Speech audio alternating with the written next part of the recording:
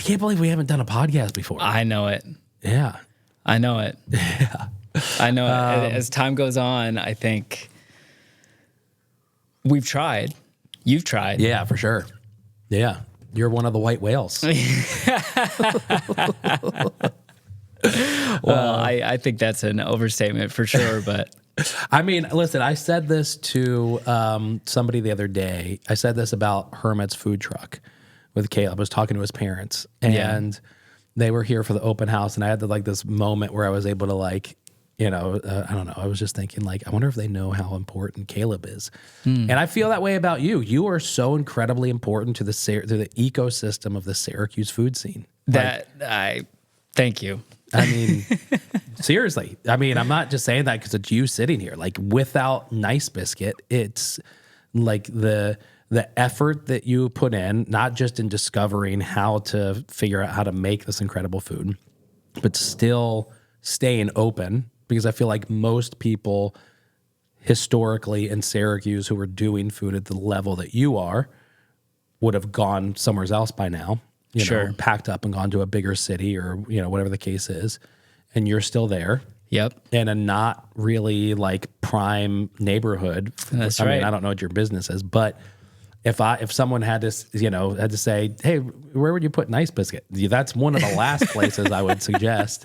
I'm thrilled that you're there, even though I don't visit as often as I should. You're literally 2 minutes from my house. I can walk to your window in 10 minutes.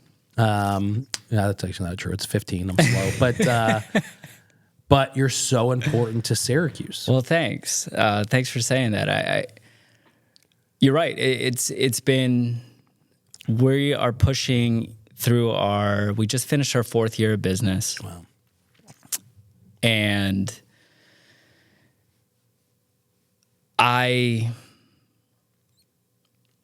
if you would ask me 3 years ago where I'd be today, I wouldn't be able to illustrate what it is that I even do on a daily basis every day. So it's been difficult. I've had people in my ear saying, go to a bigger market, take this out of here, go somewhere else, even just go to Rochester, and I think to be surrounded by that kind of scene, especially with specialty food, a vegan restaurant, I can be part of something that's bigger, but it kind of gets in the way of what I set out to do in the first place. When we first started, it was a lot of filling time. What are we going to do? Yeah. It's 2020. Not really sure. I've never had this kind of free time. So let's fill it up. Let's do something. And the way it's evolved and changed has certainly been something that I didn't expect, but something that has been so hard, so difficult. And there's not a single person that would blame me for walking away, for shutting it down, for moving the market. There's no one. But it's something that it's I feel like I can keep showing up to every day. And it's things that you just said that keep it going, that keep fueling it and pushing it forward. I spend so much time in the business.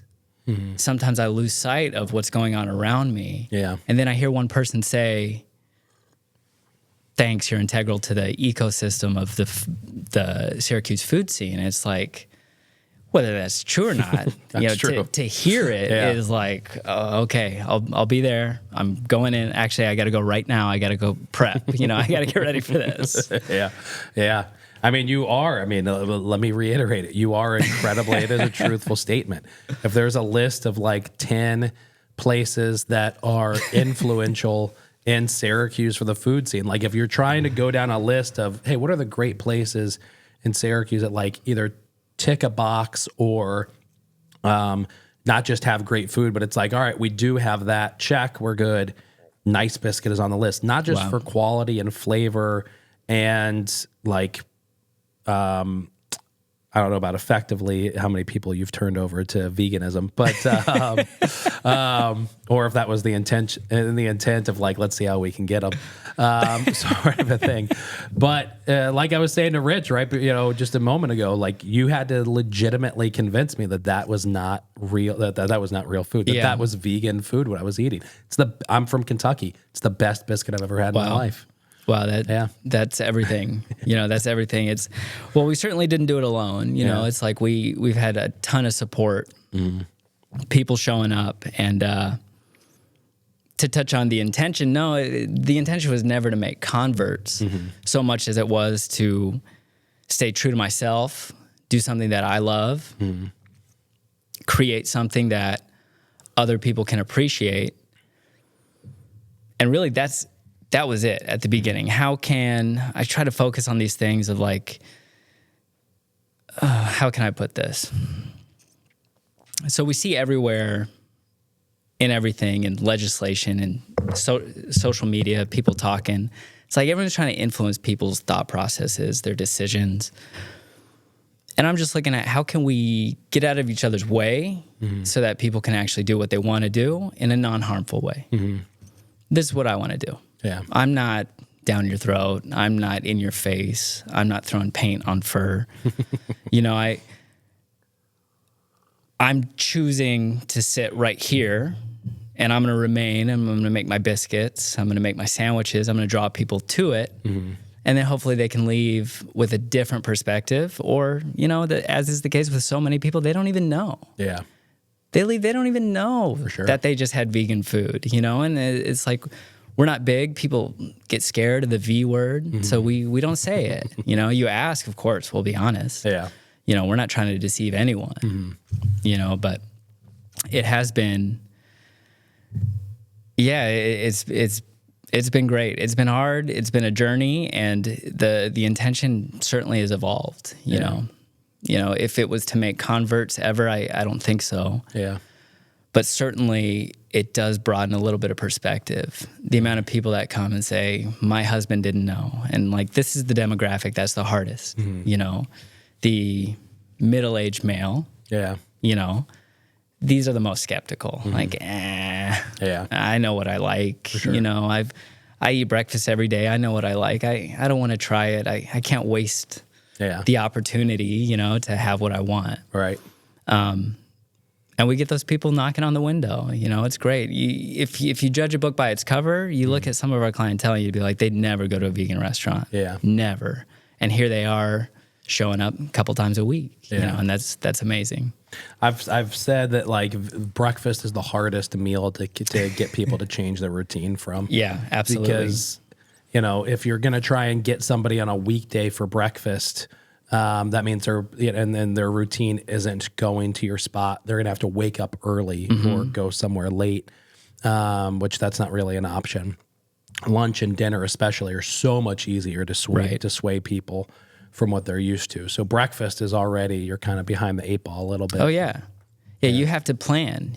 I mean, especially we're such a small house, such a small operation where I wish I could have you your food in 5 minutes. I wish. We're just not there. Yeah. And could I dump resources into expanding that and having more hands on the line? I could, but I think other things might suffer, and we're just not quite there yet. Yeah.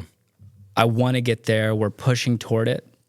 But in the meantime, we have this incredible customer base that will wait 20 minutes, 15 minutes. If anyone's listening, they're like 40 minutes, 45 minutes, and there have been people that have, hit us at 10:30 on Sunday.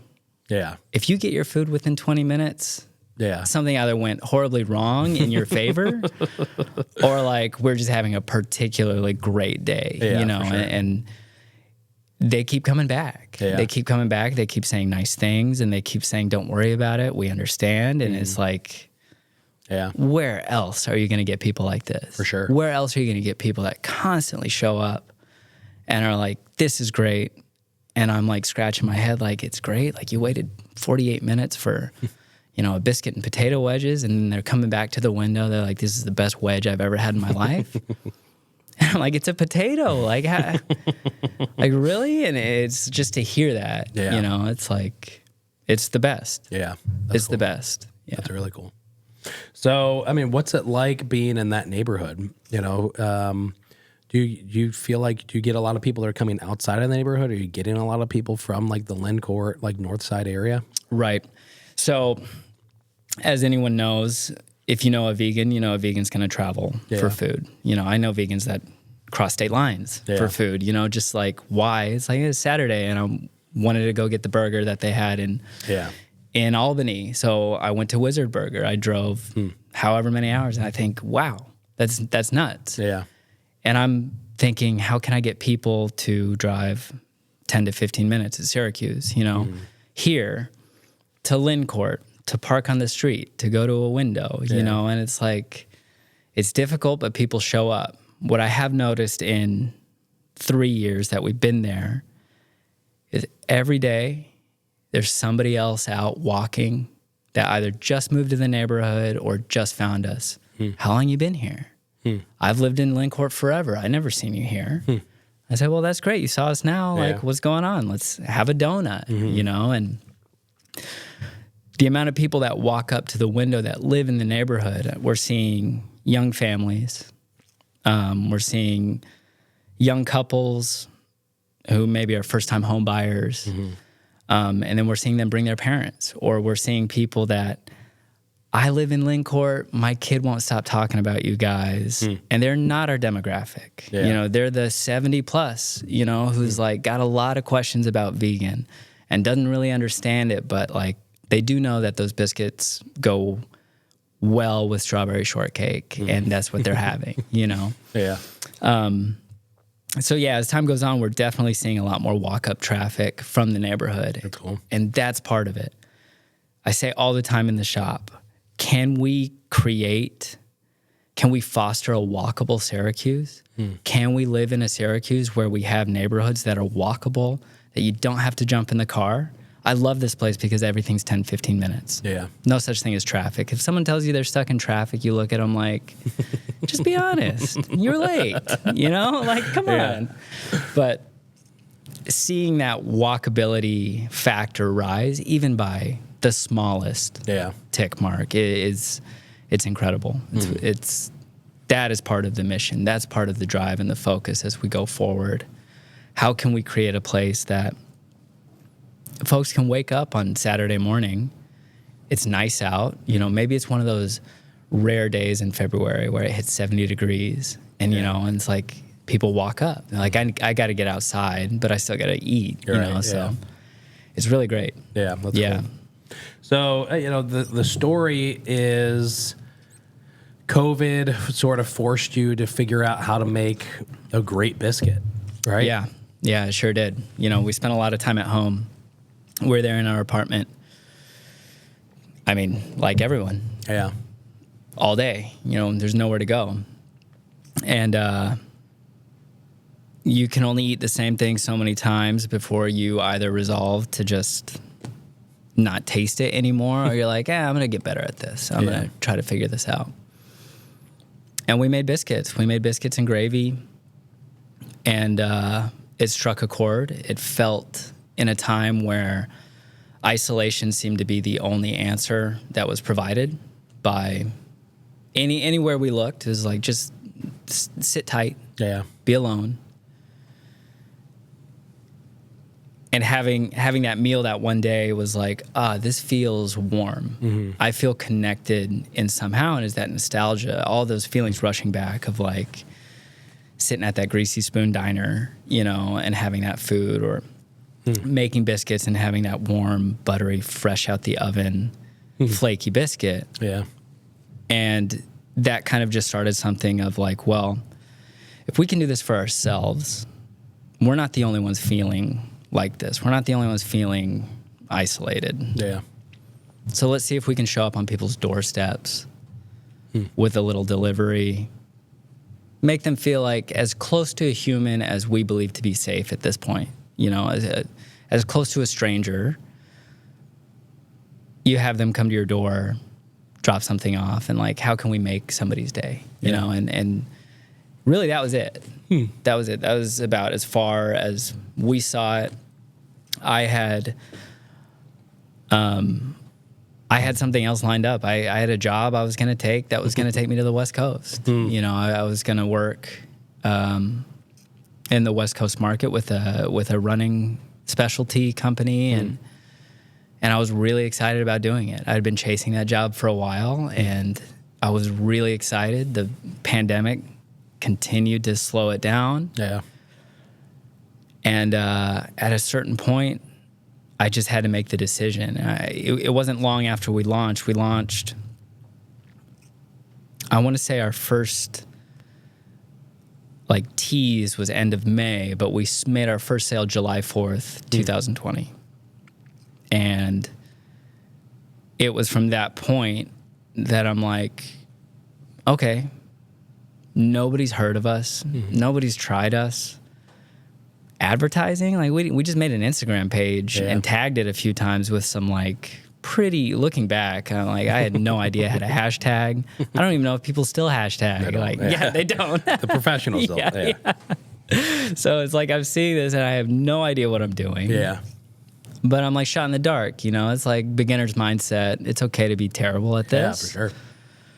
It's only up from here. And I remember we got a phone call and somebody placed an order by phone calling my personal line. I had my personal line out there thinking no one would ever call it, and there it was. And it just kind of started something. Yeah. And our customer base was there for it. They were there to watch us change our recipes, to evolve, to get better and better, and to become more practiced and offer a better product. They stuck with us as, you know, certain products got more expensive, forcing us to raise our prices. And then we're thinking about, well, labor's also expensive in this country. Like, we have to pay ourselves. We got to pay someone. And everyone stuck with us. And they continue to watch us grow. And they show up at the window and they say, it's okay. Like, hell yeah. This is what we want. Like, we understand, you know, and it's been really great. Cool. It's been amazing. Yeah. I love the thought of like, not the thought of, I love that you all did this, that you have gone from like your apartment during COVID to the Recess Commissary, which is where I first met up with you. And, you know, from the Recess Commissary to, you know, your place now. Yeah. You know, the fact that, and I've met a few people that have done that. I think I sort of predicted that would be the next wave of like restaurants getting back towards that. Opening here in Syracuse. I don't know if that's still 100% accurate. But there is something about like the grittiness of like, I'm going to start at home. Maybe it's legal, maybe it's not. I don't know for sure. But I'm going to start at home.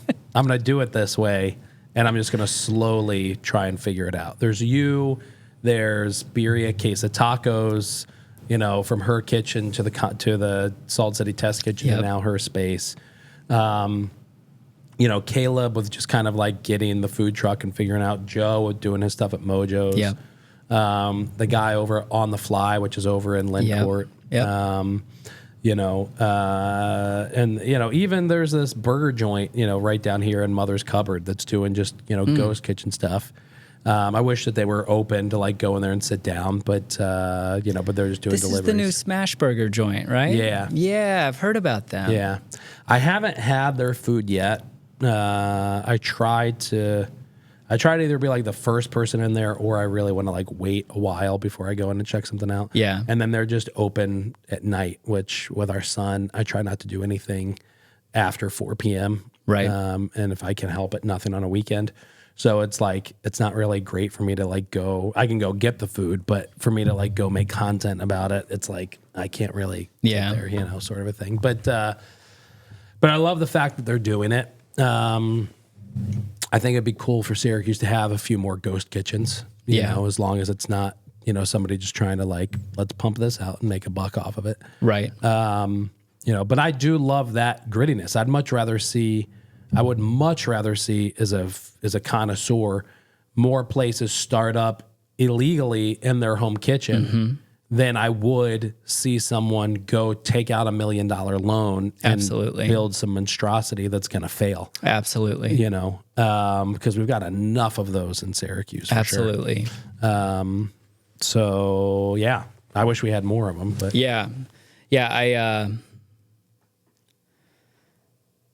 Nice Biscuit started with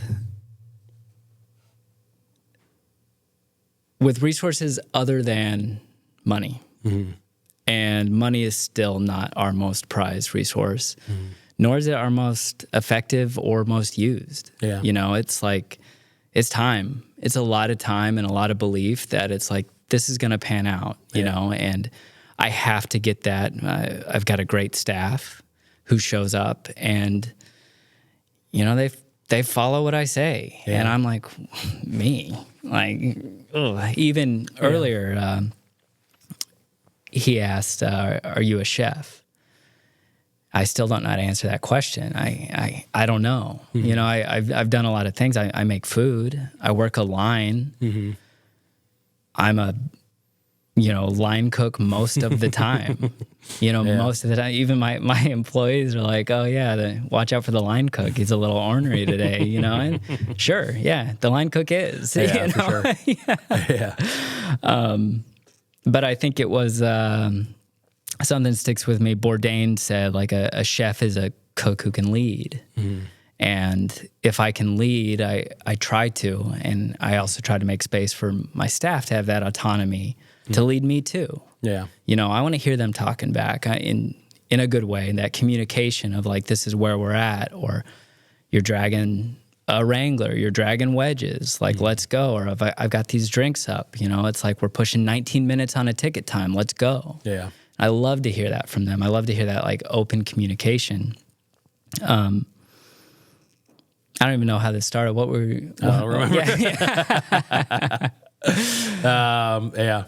I think it really is. It's just kind of like there's so much uncertainty and unknowing for anybody that's especially opening a restaurant. Right. And even the people that are like experts at it still, you know, fuck up. Oh, yeah. And it's not often that... I mean, it's not always the case, but in our area, it's not too often that I see someone who's an experienced restaurateur in our area who's opened up a new concept where it's like, oh wow, that's really innovative or exciting, or the food, you know. Yeah. Usually, from what I found, with the exception of a few, the people who have been in it forever, unless it's a chef who's just like had the dream, and finally one day gets to open their own place. But usually, like people who I know who own restaurants, who've opened multiple, it's very rare that I see them do something that it's like, oh, I've never seen that done before. You know, usually it's just like a moneymaker, which is more than fine. Like people, more people should make money who are in this industry for sure. Yeah, absolutely. At the same time, I think we should also have fewer restaurants that exist in the industry. And then more people would make more money. See, it's, you know, it's a balance. Yeah, see? But I personally, I would, like I said earlier, I would much rather see more places open up that are like, I'm going to find the gritty way to do this. Yes. You know? Yeah. I remember what we were talking about, that notion of grit and what does that mean? Yeah. What does that mean in any situation? Not just my industry, but just how you wake up and approach the day. Yeah. Nice Biscuit started with a pandemic relief check, you know, launched us into a Squarespace 2-week trial. We probably used a promo code, you know, and like just to get in there and constantly like trade in, you know, whatever we put into it, anything that came back, we just put right back in. Yeah. We still do that. We still take as very little as we can, put it right back in, and just trade up, trade up. And the growth that we've experienced is nuts. Yeah. But it hasn't been easy, you know, and we've had to choose to live without. We've been backed into corners. God, I remember when could have been yesterday, could have been 10 years ago, but it was probably a couple years ago at this point. Our flour manufacturer, there was a problem on their line. So we just kept getting bag after bag after bag of flour that was bready or heavy, way too salty. Like, what is this? What's going on? And you're backed in this corner, and like, what do you do? Like, my business runs on flour. I can't just go pick up any old flour mix, and figure this out. It's like I've tested and tested and tested, and this is the one that we've landed on, and this is the one that people love. What are we going to do? Having those moments and having to pivot and adapt. I think we started really making donuts at around that time too. And then maybe it was a weekend, maybe it was a day, we served all of our sandwiches on donuts. We found that, I remember when our oven, we had 2 great ovens that were gifted to us by Possibilities. They were just old cookie ovens. They're like, we're getting rid of these. And it was like, we'll take them. And that, like, we used those for 2 years, awesome. And so it's like being able to get that. But when the oven went out, what are we going to do? Yeah. How do we don't have the ready cash, it's like, how are we going to figure it out? And we figure it out. You take a little bit, or personally, it's like, as a business owner, it's like, it's okay. I'm going to do a little less, I'm going to eat only biscuits for the next week or so. I think you're right. People have their backs up against the wall a little bit. It really forces you to show your best effort. Yeah. What else are you going to do? Right. You're going to fold or back away. I understand sometimes it's time to back away. But other times it's like, no, I'm going to push through it. I'm going to show up every day knowing nothing, but I'm going to be so open and allow myself to be humbled every moment. Yeah. It's like you have an idea that what's going to happen, or how to do it. And then you practice, and it's like, oh man, I don't have a clue. But you have to. You have to show up, and you have to get that like sense of, I'm tough as nails. Yeah. I have to be. Otherwise, this doesn't go anywhere. Yeah. There's a certain fuel that not having that $1 million creates. And I love to see that. I love to see more of that. I'm big on encouraging my staff. I'm like, do something entrepreneurial. Like, you don't have to do it forever. I'm not going to fire you and make you do something entrepreneurial. It's like, just try something that like really exposes you, and see if you might hate it. Yeah. You might not even know if you like it, but see what people think about it. And that might give you a different perspective. Yeah. See if you can do it. And, I think if I can foster a creative space, I will. And that's what I want. Yeah. As a business owner, being backed into the corner makes you do some stuff. Yeah. Yeah. You definitely have to. I had a partner last year, and I quickly realized, I didn't realize until it was too late, but not that it was really too late. It was perfect. But I realized that I was sharing information with her. She had started off as like a contractor, and then I brought her in as a partner into the business. And when she came in as a partner, I was like, all right, you're now privy to reality of it, right? Yeah. And I'd be like, there would be times where I'm like, all right, look, this client just left with giving us 0 notice. And so we need to find somebody incredibly fast. That's now our priority. And just, I'm not taking a paycheck this week. You're still getting paid, but I'm not taking a paycheck this week. And there's certain people who take that information. It's like, all right, it's time to sink our, dig your toes into the dirt and figure this out, and that's your only path. And then there's other people who are like, all right, well, we can just stop and we'll go do something else. And that was kind of her response. I was like, I'm not telling you that to like make you feel bad or to like guilt you or to be like, hey, I need you to quit and go do something. Right. Like, I'm just letting you know this is the reality of it. Yep. And now we need to sink our toes into the dirt and we need to figure something out. Yep. We need to go pivot. And that it helped me realize a couple things. Not everybody is built for that. Yeah. Some people, when they get the adversity, like it's just, it's like, it's too much. Right. And that was that case. There's a meme that was like, or there's like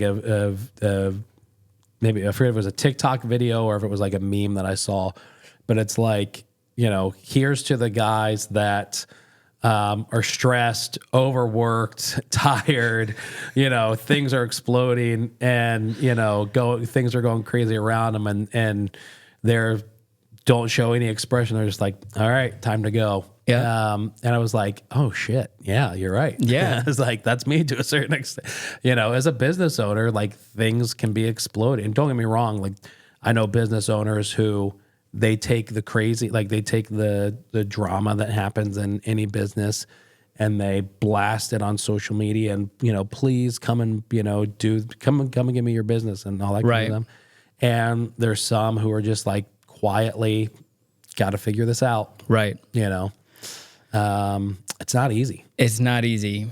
It's not easy. And it's everyone has a different approach. Mm-hmm. I'm not trying to say that there's one method to success. Like Nice Biscuit success it's a lot of showing up when it's not giving us anything. Mm-hmm. We're squeezing and and it's like, man, this is taking from me. Yeah. The things that you're forced to choose. Mm-hmm.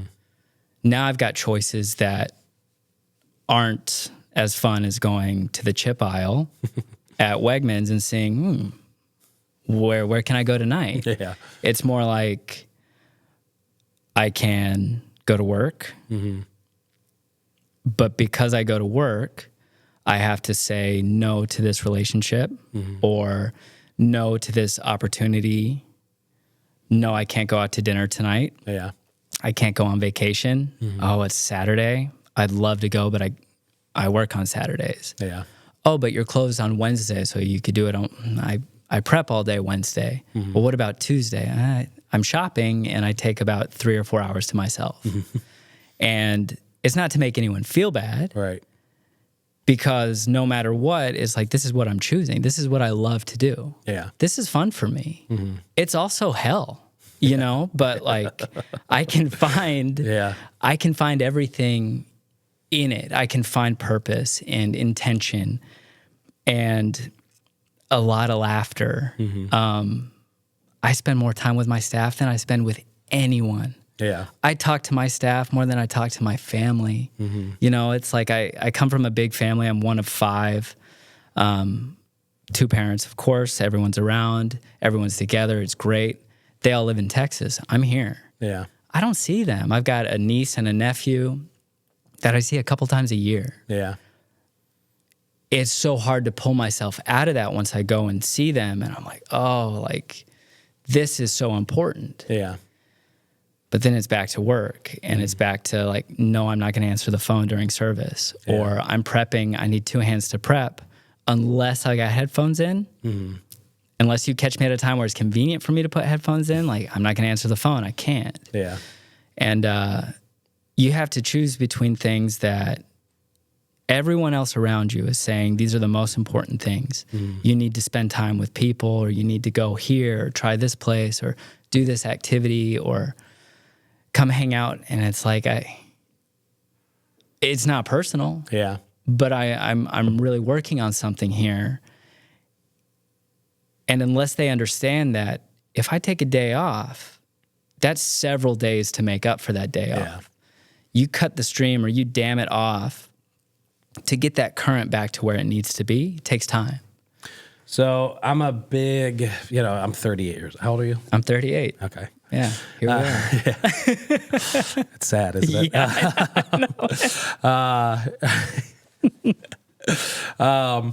I mean, there are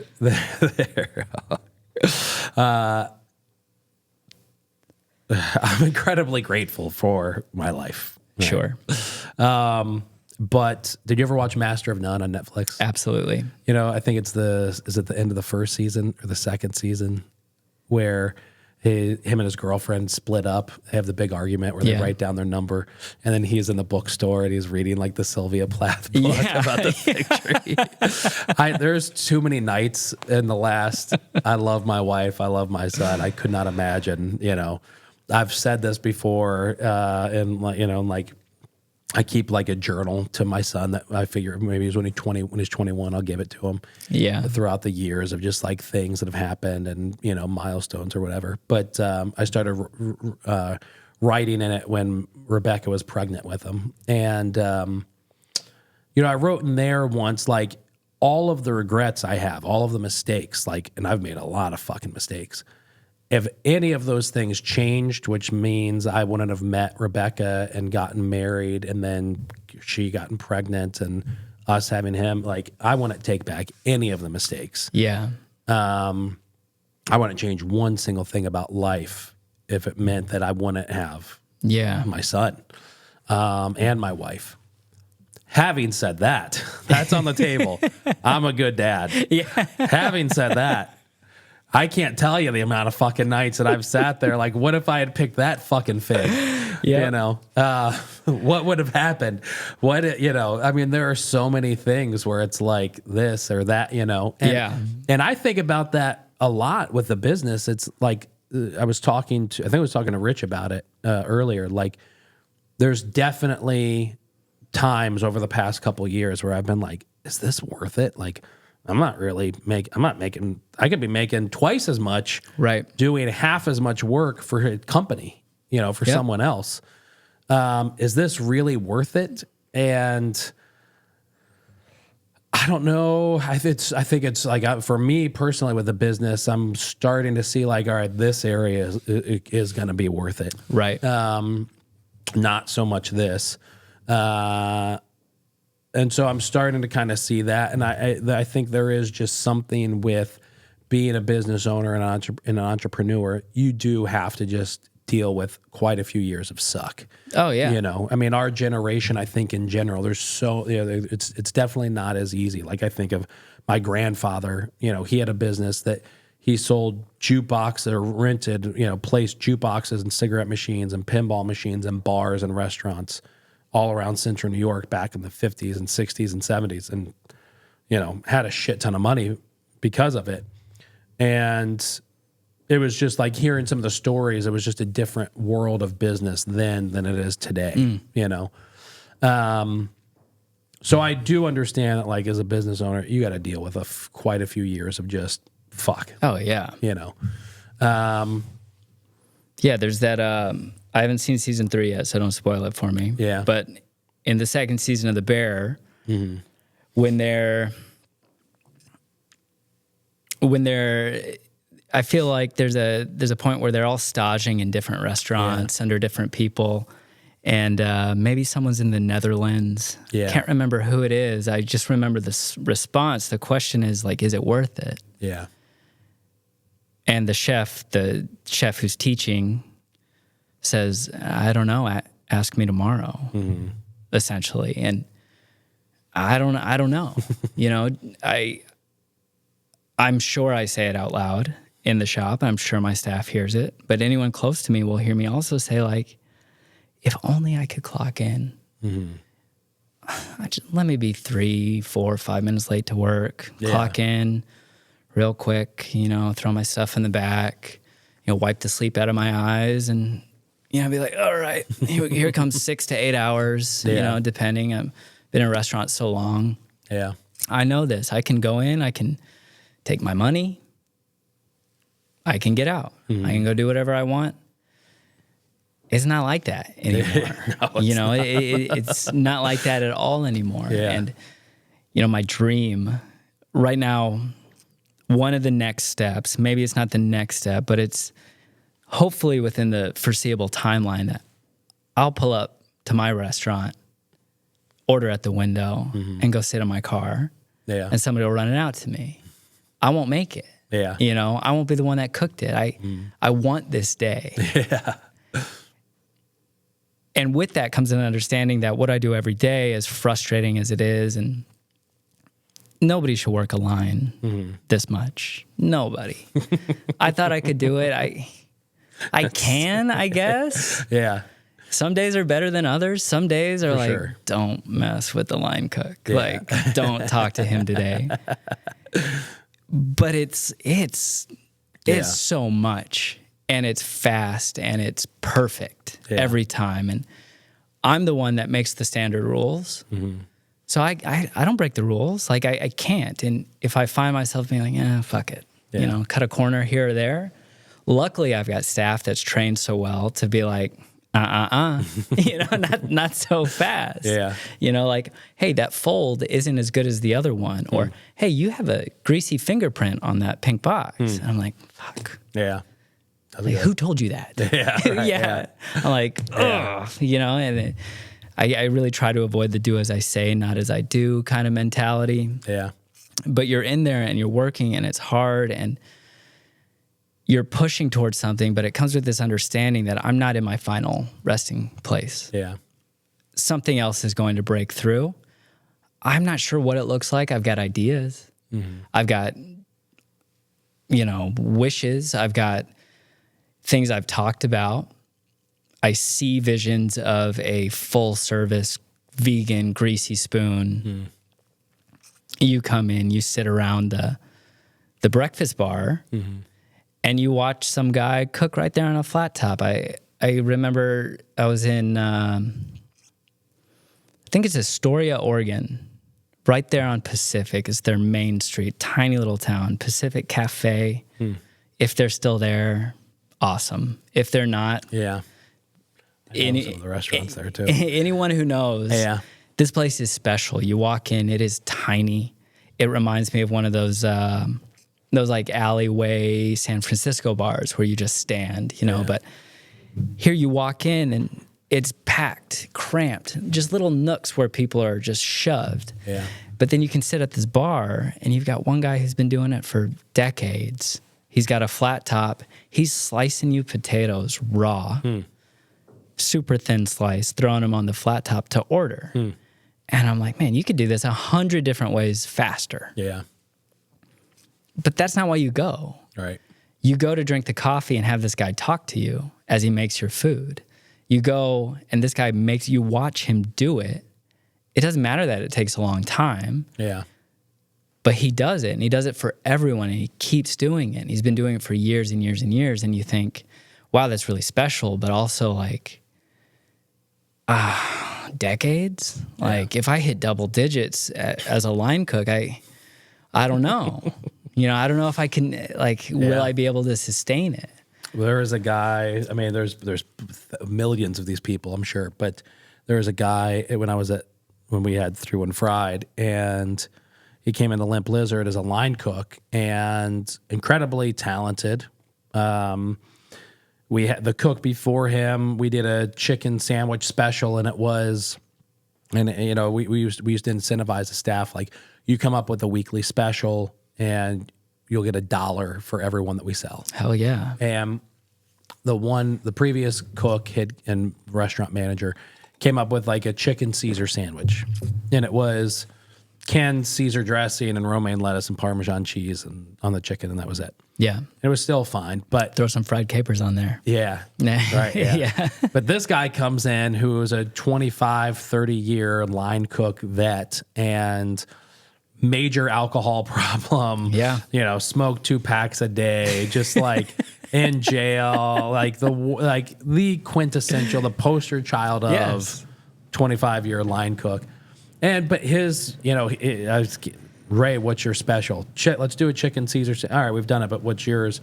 Well, I'm going to make the dressing, and it's going to have anchovies. I'm going to make this herb cheese that's going to go with it, and I'm going to do and it was a completely different version of the same sandwich. But spending time with him in the kitchen, incredibly talented. If you're on fire, that's the person you want there. Yeah. And also at the same time thinking to myself, I need to make sure I don't ever end up like this person. Yeah.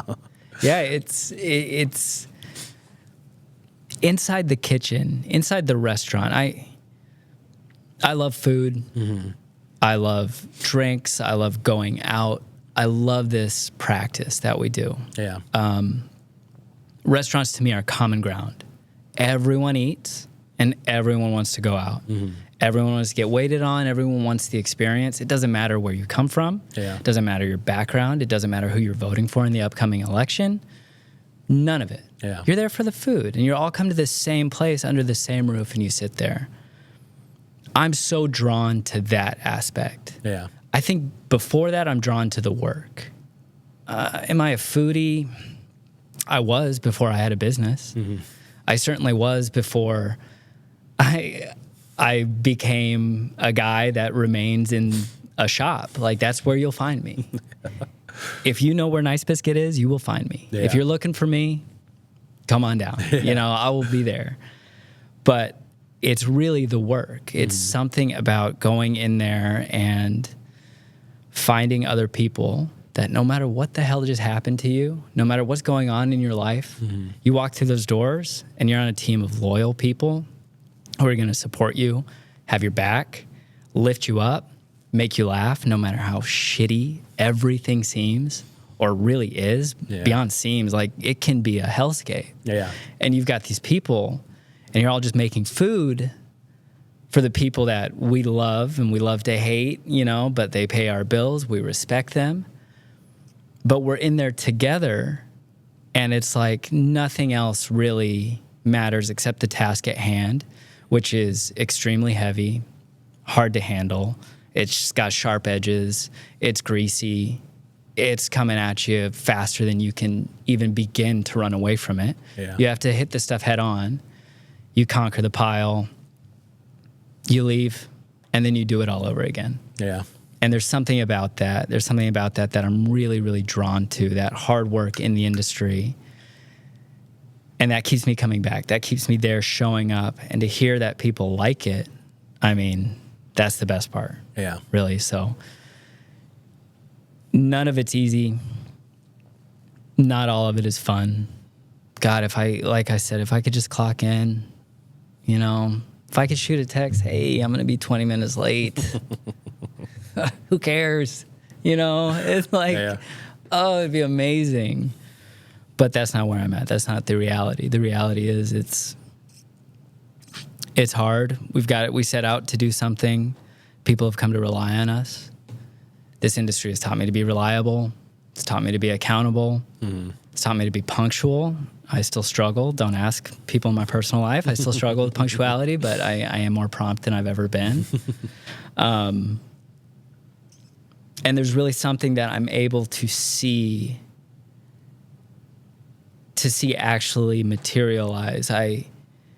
It wasn't always this, but somehow the goal and the vision, not necessarily of the restaurant, but my personal vision, was how can I change the landscape of the community in which I live and work and participate in.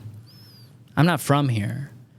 I still feel like an outsider in so many ways. Mm-hmm. I meet someone and they say, oh, where'd you go to high school? I'm like, not here. I'm not from here. Yeah. They know everyone else. They've got a group. I feel I'm still on the outside. How do I get in? How do I infiltrate? And how do I become part of this place that is uniquely this place, uniquely Syracuse? How can I become a Syracusan? Yeah. I don't know if I'll ever be that romanticized idea of like, oh yeah, we're in a group and we're going through town. Maybe I've passed that on my life's timeline, but maybe that's not my role.